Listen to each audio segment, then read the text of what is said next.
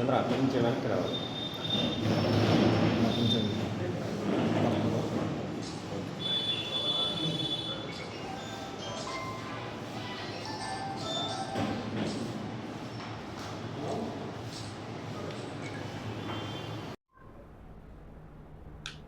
ఈరోజు మా నాయకుడు అంటే కేంద్ర మాజీ మంత్రి చింతామోహన్ గారు విచ్చేసిన సందర్భంగా కొన్ని మాటలు చెప్పి, ఎందుకంటే మా కాంగ్రెస్ పార్టీలో పెద్ద పెద్ద నాయకులంతా కూడా పార్టీకి సేవ చేసినట్టే చేసి లక్షల కోట్లు సంపాదించుకొని వెళ్ళిపోయారు.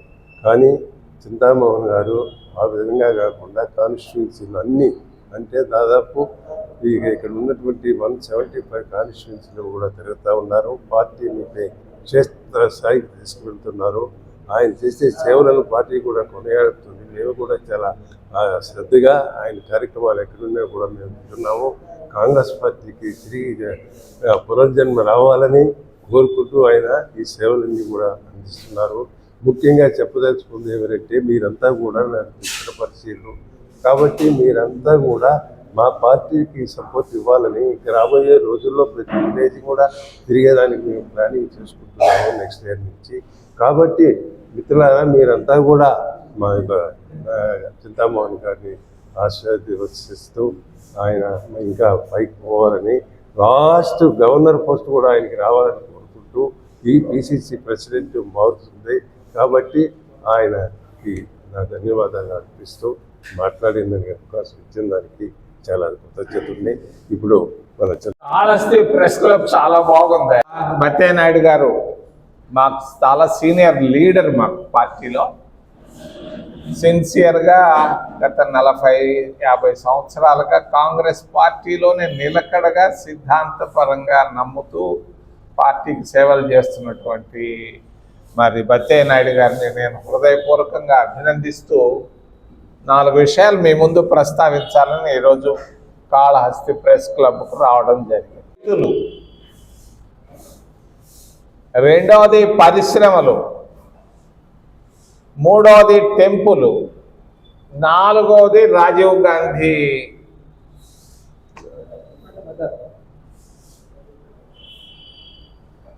రైతుల పరిస్థితి కూటమి ప్రభుత్వంలో భయంకరంగా ఉంది.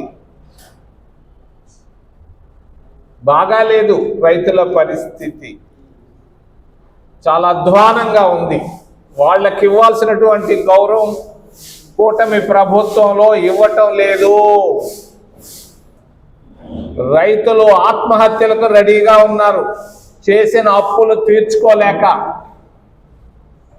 వరి ధాన్యం పంటలు పండిస్తున్నారు, వరి చేతికి వచ్చే లోపలనే తుఫాన్లు వస్తున్నాయి, వర్షాలు వస్తున్నాయి, పూర్తిగా విఫలమవుతున్నారు. వాళ్ళ జీవితాలు చాలా అంధకారంగా మరి అయోమయమైనటువంటి ఉపాయాలు రైతులకు ఇవ్వటం లేదు. రైతే రాజు అంటారు, వ్యవసాయ దేశం అంటారు. ఒక్క రైతుకి ఈ రోజుకి కూటమి ప్రభుత్వంలో గత 11 సంవత్సరాల్లో భారతీయ జనతా పార్టీ రైతులకు చేసింది 0 చేశాడు. అదానీలకు చేశాడు, ఉన్న భూములంతా ఇచ్చేశాడు, పరిశ్రమలు ఇచ్చేశాడు, విమానాశ్రయాలు ఇచ్చాడు, పోర్టులు ఇచ్చేశాడు మరి భారతీయ జనతా పార్టీ నాయకులు. కానీ రైతులకు ఏం చేశారు అని నేను అడుగుతున్నా. రైతుల పరిస్థితి, రైతుల కన్నీళ్లు, ఆక్రోశం, ఆవేదన చెప్పుకోలేకపోతున్నారు ఈరోజు ఆంధ్రప్రదేశ్ రాష్ట్రంలో. మరి మన ప్రాంత నాయకుడు చంద్రబాబు నాయుడు గారు 22,000 కోట్ల రూపాయలు సబ్సిడీ ఇస్తున్నాడు ఒక ఆయనకు. ఎవరికి? సుందర పిచ్చయ్య అని ఒక ఆయన అమెరికాలో ఉన్నటువంటి నిరుపేదకి ఇస్తున్నాడు. ఆయన నిరుపేద, ఆయన పాపం, ఆయనకి భోజనానికి డబ్బులు.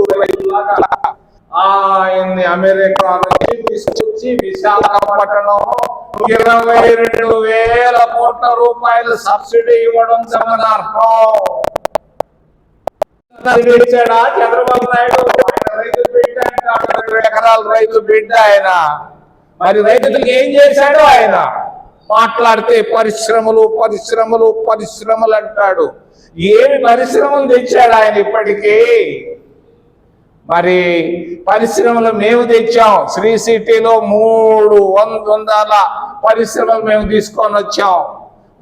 మేము ప్రభుత్వంలో ఉన్నప్పుడు ఒకే ఒక్క రోజు 20 పరిశ్రమలకు మేము పునాది రాయి వేసాం, ప్రారంభాలు చేసాం. శ్రీ సిటీలో దాదాపు 1,00,000 మందికి ఉద్యోగాలు వచ్చున్నాయి. ఈరోజు మన ప్రాంతంలో, తిరుపతి లోక్సభ ప్రాంతంలో, శ్రీ సిటీలో కానీ, మేనకూరులో కానీ, కృష్ణపట్టణంలో కానీ, మరి ఎక్కడైనా. మరి చంద్రబాబు నాయుడు ఏం చేశాడో నేను అడుగుతున్నాను. పరిశ్రమలు పరిశ్రమలు పరిశ్రమలు అంటున్నాడు. పరిశ్రమలు కాదు, ఎన్ని పరిశ్రమలు ఆయన తీసుకొచ్చాడు ఆంధ్రప్రదేశ్ రాష్ట్రానికి? మరి ఉన్నటువంటి డబ్బంతా మరి మోడీ గారు కానీ, చంద్రబాబు నాయుడు కానీ పరిశ్రమల వాళ్ళకి ఇస్తున్నాడు. నేను ఒక్కటి చెప్పదలుచుకున్నాను. కాంగ్రెస్ పార్టీ అధికారంలో ఉన్నప్పుడు దాదాపు 70,000 కోట్ల రూపాయలు రైతుల రుణమాఫీ చేసినటువంటి ఘనత కూడా కాంగ్రెస్ పార్టీది. మన్మోహన్ సింగ్ ఎక్కడున్నాడో రాగానే చేశాడు. అందరికీ పంచాం, అప్పులు తీర్చేశాం. కానీ 11 సంవత్సరాల్లో మరి మోడీ గారు కానీ, చంద్రబాబు నాయుడు గారు కానీ, 15 సంవత్సరాలు ముఖ్యమంత్రిగా ఉన్నటువంటి చంద్రబాబు నాయుడు గారు కానీ రైతులకు ఏం చేశాడో నేను అడుగుతున్నా. చిత్తూరు జిల్లా కానీ, ఇంకో కడప కానీ, ప్రక్కన నెల్లూరు జిల్లాలు కానీ, ఆంధ్రప్రదేశ్ రాష్ట్రంలో ఉన్న డబ్బంతా రైతు వాళ్ళకి ఇస్తున్నాడు. ఒక ఆయన పేద ఆయన, ఒక ఆయన వస్తున్నాయంట, పిచ్చయ్య అని ఒక ఆయన పేరు సుందర పిచ్చయ్య. ఆయనకి 22,000 కోట్ల రూపాయలు సబ్సిడీలో ఇస్తున్నాడు.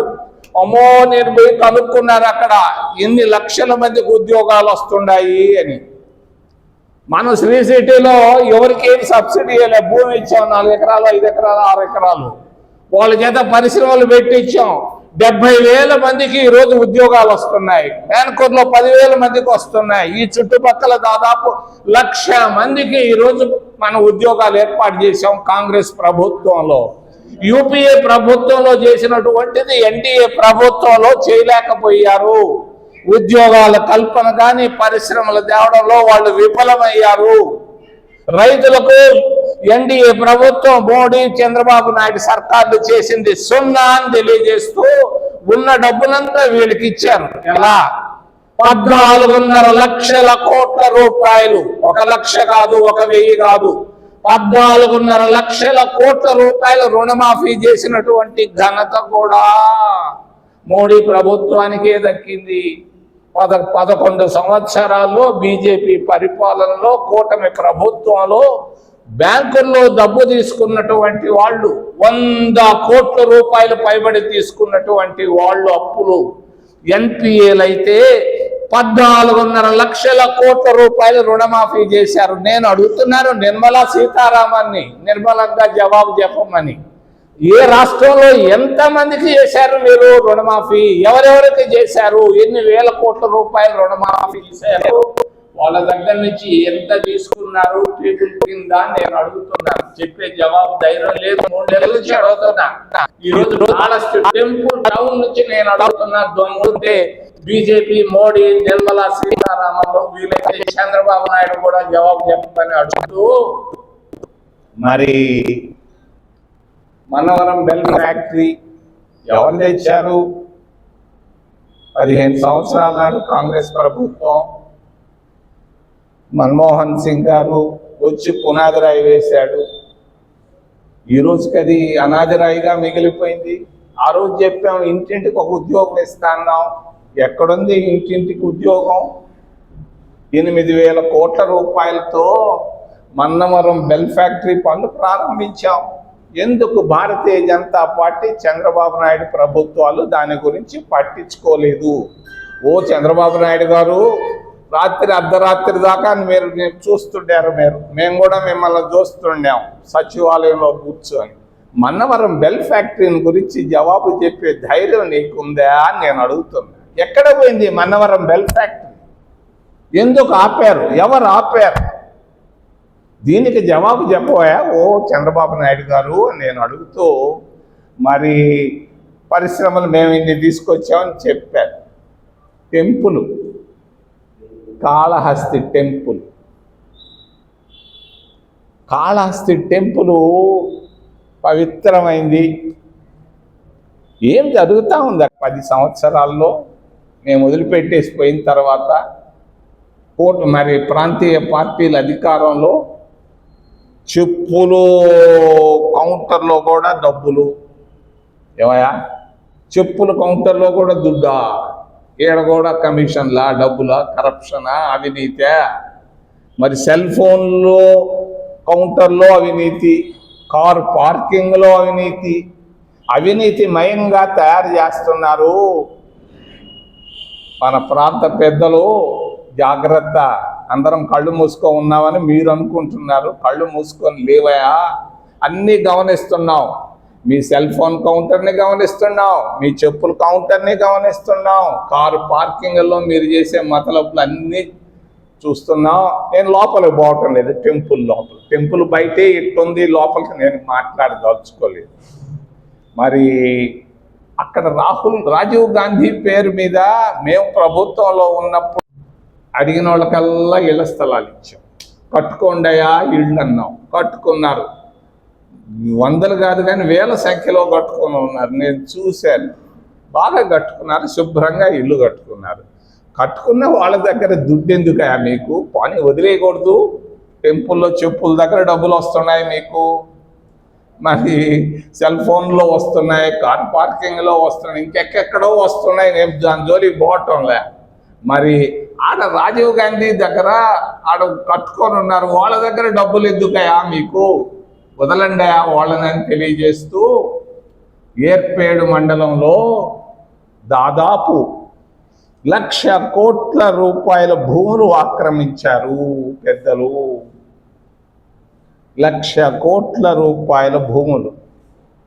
మరి ఒక్కొక్క ఎకరా 5 కోట్లు తక్కువ లేదు. 20,000 ఎకరాల భూముల్ని స్వాహా చేశారు. ఓ జిల్లా కలెక్టరు, నీ పేరు వెంకటేశ్వర్ గారు, ఈ తుఫాన్ అయిపోయిన తర్వాత ఆ 20,000 ఎకరాలు ఎవరెవరు ఆక్రమించారు, ఎవరెవరు ఈ 1,00,000 కోట్ల రూపాయల ఆస్తులను ఆక్రమించారు, మరి ఈ విషయం పైన చంద్రబాబు నాయుడు మాట్లాడాలని నేను డిమాండ్ చేస్తూ ఏదైనా ప్రశ్నలు ఉంటే